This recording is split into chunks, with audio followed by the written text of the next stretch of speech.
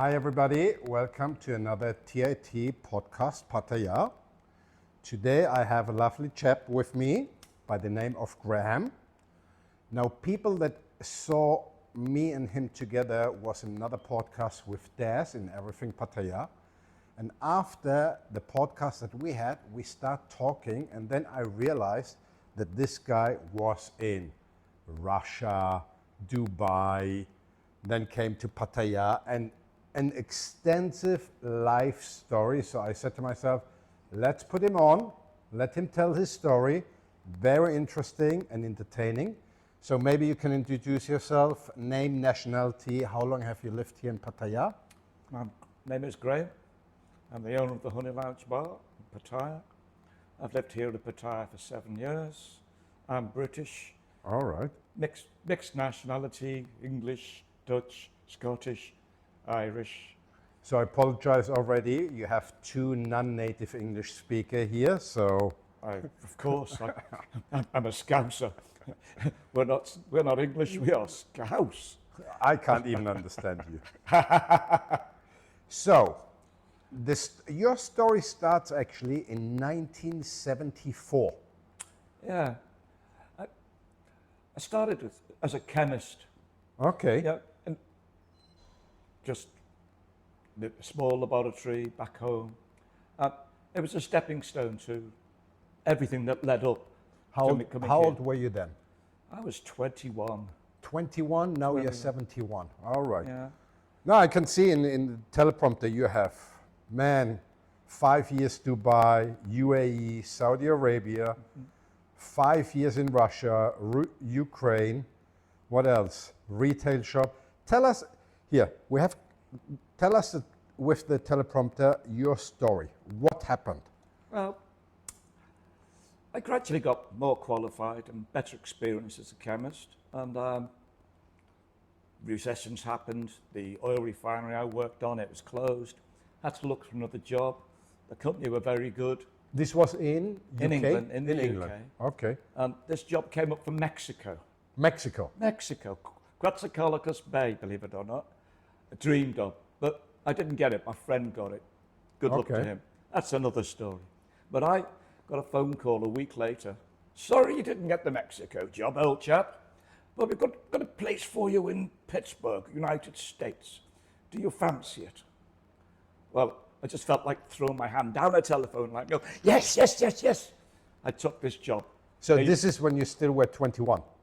I was about 28 then. Then 28, Yeah, okay. So we're looking at 1980, 81 when I moved to Pittsburgh in the United States as a chief chemist of a small laboratory. Had a lot of fun there, many stories, met some great people.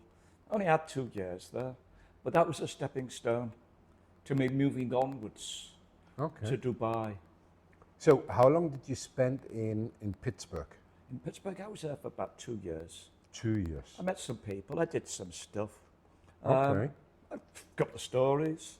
I used to go away at the weekend, and one day I drove to Virginia to see the Skyline Drive, the Shenandoah Skyline Drive, the Shenandoah Valley. When I stayed in this motel, I parked my car, which is an old Ford, it was a new Ford, but it was nothing special, and I parked it next to a Lincoln Cadillac convertible. And I decided to look at this thing. It's a beautiful car, and I'm admiring this. And what I didn't realize, while I was stood there with my keys in hand, 2 girls in the bar, in the motel, spotted me. Still remember their names, Cindy and Candy. Okay. So later on, after I checked in, had a meal, I went to this bar. Unknowing, these girls made a beeline for me. Beeline? Straight for me. All right. I went, wow. Obviously, I looked at them and I saw them. Oh. They came over and started chatting. They associated me with this Lincoln Cadillac convertible. They thought I had big money. And I played along, I didn't know. And eventually we got back to the room. Okay. Both of them. And I'm thinking, my luck's in here. And they said, do you fancy a bit of fun and games? And I'm wondering, how much is this going to cost? But anyway, I'm going with the flow. Oh, yeah. But we need to use condom. I had no condoms with me. They were in my car. I'm not sure if we're PG rated, but okay, continue. I didn't go any further than this. I gave them the keys to the car to go and get a condom out the glove box. All right. When they clicked it, they realised it was a Ford. They came in, she whispered to her friend, they made excuses and they scarpered. They didn't want a Ford owner. Well, that was one. And the moral of the story, buy a Lincoln. Take your condoms with you. Right. You know, I had the story where you used to have the condom inside the car, but I think the moral is actually you should get a Lincoln. Take them inside. So what did you do after the Pittsburgh, US? You went to Dubai. Sharjah, a place called Sharjah near Dubai. So this is 1984. 1984, yeah. And you were there for 7 years. 7 years. 7 years in the Middle East, yeah. Middle East, so this is 4 years Dubai. Yeah. Then 2 years Dubai, a year Abu Dhabi, okay. a year Kuwait, 2 more years in Dubai, then a year in Saudi Arabia. How old were you then? Oh, 30. 30 something, 29 perhaps. All right. And this is all in the oil industry. All in the oil industry, yeah. Okay. Any highlights about Dubai? Because again, this is 1994. How many foreigners were there? 1984, yeah. Were there a lot of foreigners? Sorry? Were there a lot of foreigners then? Oh yes, a very big expat community. Okay. A lot of South Africans, a lot of Australians, Americans, especially the oil industry. Okay. It was a great place to live. Fabulous time. So good money, fabulous time, and you're in your early 30s, so... Yeah. Well, kind of living the dream. Definitely. There wasn't a lot of mongering going on there, but you could find ladies. Okay. One time, a friend of mine had a stag do, South African lad, and he's no expense spared. Okay. Paid for the coach, paid for all the drinks. We went all around the place. We went to the Dubai Arab bars, we went to the Indian bars, the Pakistani bars, the sleazy bars, the bars that you would never see unless you knew the community very, very well. And obviously we all got a little bit hammered. Came back to his villa at midnight, where he'd laid on a show. 2 girls from Birmingham, England, doing a strip show. And of course, one was a Negro girl and one was a English girl, white English. All right. And he was South African. He was having that for the night, for his stag night. So he'd have the black girl. I won the raffle with this beautiful blonde, but I'm not going into the details. Anyway, we went to the bedroom, and to my shame, and to my horror, and to my, I will never drink Southern Comfort again, because I could not perform. We chatted for an hour and a half, just to give myself an alibi. But things did happen in Dubai. So the lesson to learn, don't drink too much? Absolutely. Right, so I'm a non-drinker, so all right. Okay, so it was great fun, but living and working there, that got me experience, because I moved from being just a chemist, I actually moved into the quantity side and became a marine surveyor. So that meant I was checking cargoes. I checked cargoes like eggs, chickens, timber, as well as oil. I had a lot of fun, very career, very Yeah, nice. but you're 30 years old. You already been to all these places. Yeah. When I was 30 years old, I finished university, then I was doing my master's degree. I wasn't going anywhere. So you already, Pittsburgh, Dubai, UAE, Saudi Arabia, unbelievable. And what happened afterwards? I can see 1991, lived and worked in Russia, Ukraine. Okay, I was based in Saudi, a little place called Yambu, and we had a vessel to be done, and I sent one of my inspectors up to go and do it. And with just no names mentioned, he screwed up. That fell back on me. We were working for the mighty Exxon. Heads must roll, my head rolled. It was unfair, it was unjust. Lots of people thought that. I got job offers from all over the world. People were just, that shouldn't have happened, Graham, here, try this. I got this list about 50 names. And I went, well, what the fuck? And I thought, well, I always started at the bottom. So rang the first one. French-Russian English company Okay. based in Novorossiysk in Russia. I rang them up. They said, can you come Thursday for the interview? I said, well, I'm in Saudi Arabia. I might be able to twist Friday. I went, really? And I went, yeah. I rang my boss in Dubai. And they were of the same thoughts. It was wrong. They bent over backwards. They got me on a plane. They got me an exit visa out of Saudi that day, which was, So they organized for you the flight? yes. They owed me. They owed me. So basically, when you're working in the 90s in the oil industry, Yeah. they would hire you all over the world. They would fly me wherever. They would fly me back to UK for my vacation breaks. They would fly me international routes to Kuwait, to Dubai, back to Saudi, over to Oman to do a job. And then I'd come back. Yeah, they flew. Yeah. But they owed me, they felt. So they made it very easy. So I was there Friday. These guys were shocked. They had hardly time to check on my background. Okay. They interviewed me. They liked me. I had a Russian visa by Tuesday. Where was this? In which Ukraine? Ukraine. Well, I went to Russia first. Okay. A place called Novorossiysk in the Krasnodar region, just on the Black Sea. Okay, so it's actually close to the Ukraine. Very close to Ukraine. Yeah. Very, very close. Yeah. It's So an you 8-hour drive tops.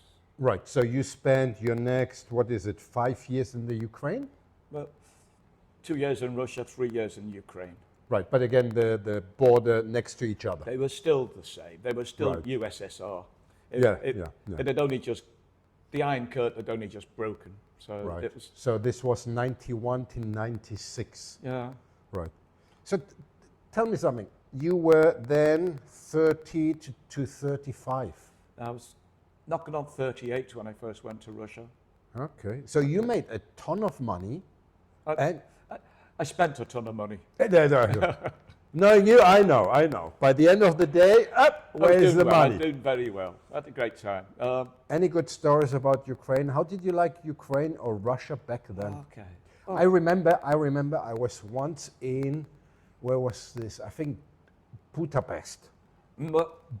Budapest? Oh, yes. Right. And I was stationed there for 3 days. I went there. I went to a hotel. Huge ceilings. And you can see this was built in Brezhnev time. Yes. The curtains, the ceiling was 4 or 5 meters high. And you shake the curtains, you could smell the time of Brezhnev. Is this, you remember this time? The feel was there then, yes. You could feel the emotion, you could feel the people still hadn't unwound, they hadn't relaxed, they were still scared of neighbours, they were scared. As a foreigner, it was a little bit difficult to make friends with them. The language barrier. Took me a while to learn Russian, but it was great fun. Yeah, but not only this, I believe you were living in a gated community where all the world... No. We lived in a villa in the middle of the village, Novorossiysk, or the town Novorossiysk. So in the morning they would pick you up, the company, and they We would... just drove around, we had our own cars. Okay. We drove to the port, we drove to the lab, we drove to the office. It was good fun. It was Okay. easy, very easy. Russia was very nice then. It was a really great place to be. I like Ukrainian women. Oh, Russian and Ukrainian women. I love Ukrainian women. I married one. Ukrainian. Ukrainian. Okay. Feel free to mention details. When did you get married? This was your first wife? Second wife. Okay, second wife. Second wife, yeah. Where was the first wife? In England? That was England. I've been married to a Christian, Okay. a Muslim, and now I'm with a Where's Buddhist. the Muslim one? She was Muslim. Where? Tatar Muslim. Tatar, that's the one in Ukraine. That's the one in Ukraine. All right. Oh, she was mixed blood, Russian, Ukrainian, Tatar. Tatar, is this more like similar like Tashkent, Uzbekistan? Yes. Okay. They're good women. Dark skin. Yeah. Brown hair. They actually- brown eyes. right, Round, big eyes. Do they look more like Asians than... No. They've got very Eurasian looks. All right. Yeah, they're different, completely different. If you look at Tatars, and you look at the Mongols, Yeah. and you think they were part of the same thing. But because they interbred with the European Russians, Right. they are very Eurasian, which Right. gives them that But the beauty. eyes there, Caucasian or more Asian? More Caucasian, very round, Okay. yeah, and high cheekbones. They're very Right. nice, very beautiful. No, I met few women from Uzbekistan, especially from Tashkent. Beautiful women, Yeah, very good wives. superb. Can't falter. Can't falter. Yeah. Absolutely. Great Russian business partner. women, don't get me started. Yeah. Ukrainian, they're a little bit better, but again, Yes. Uzbekistan, unbelievable. Well, I had a good time with Russian women and Ukrainian women. Right. So, But first night in Moscow, we're staying in this in-tourist hotel. You know, the one where all the honey traps used to be? All right. KGB would run yeah, up yeah, down yeah, there. yeah. And that had all gone. The FSB hadn't started. The KGB had lost control. And we went to this hotel and we're in a restaurant eating our meal, about 6 of us. And about 11 o'clock, well, says, oh, we've got a flight at 10 o'clock. We should all go and get some sleep. And I looked around. Now, I'd been around the world by then. I thought, these are all working girls. There's no way you've got 6 tables full of 5 or 6 girls, all staring over at our table. Nobody else clocked it. But when we went to the room, I dropped my keys on the floor. I fumbled to open the lock. And by the time I got myself in, everybody else had gone. I went straight back down, sat down, ordered a drink. Within seconds, I was surrounded by women. The one and only time in my whole life that I had 2 tens. And you would not believe what it was for. A pair of Levi jeans and some few dollars. It was an amazing night. Never forget that. This is, Oh. I remember actually the time when I was in Germany and was still East Germany Yeah. and we could travel. Yes. There you can, with a pair of nylon socks Yes. and a Playboy magazine, you can get a lot of things done. Absolutely. But that's not really Pattaya related. One of the things that struck me was Okay. one of my nights in Moscow, because we flew in and out of Pattaya airport. One of the most important nights of my night, I hit a place called Night Flight, Okay. which was a nightclub, stroke gentleman's club, bar, where the girls walked through, not naked, just seductively, and they walked through, they went upstairs, they came down, crossed through the top end of the bar, down the other stairs, constant parade of beautiful women, all available. Prices from $1,000 at 8 o'clock to $300 at 2 o'clock, to $300 at 2 o'clock. That vision is still there. I have this dream of a similar kind of establishment here in Pattaya. It's still there. I got that close to it once, but it fell through. But anyway, that's there. I was once in a certain city, which I will not name. This is in the Middle East, and this was when the Iron Curtain fell, and all the Russians tried to get foreign passports. Yes. So a lot of Russians immigrate to certain areas where they would get, the women would get their nationalities like Cyprus and Malta, and then they would have a Russian agency. They would make connections with Russians who received a Maltese passport, which was then European, and they would come over and they would meet up, they would get married. Yeah. And they would get the passport. That was a Russian business exclusively. I remember it. So I was one in a very 4-star, 5-star restaurant with a friend. And suddenly I see in my neighbor's table there were sitting 2 Russian guys. Only from their blink blink you can see these are very wealthy. Suddenly a 3rd Russian guy came on with 3 ladies. All Russian ladies, all 10. Tens. You can see at their jewelry, they don't get paid by dollars. Yeah. They get paid by Rolex watch lady, mink coat, absolute high society. Yes. And what they eat, you can see, best food ever. Yes. This is when all the oligarchs were actually basically able to leave the country, get different nationalities, and were able to travel. This is when it started. This is, I think, your time, 96, 2000. Well, I'm pretty sure that my Russian wife saw me as a way out of Russia, well, Ukraine. So this was in 1996. So how long were you married? We got married in 1995. All right, and you got married for how long? I was married to her for 20 years. 20 years. 20 years.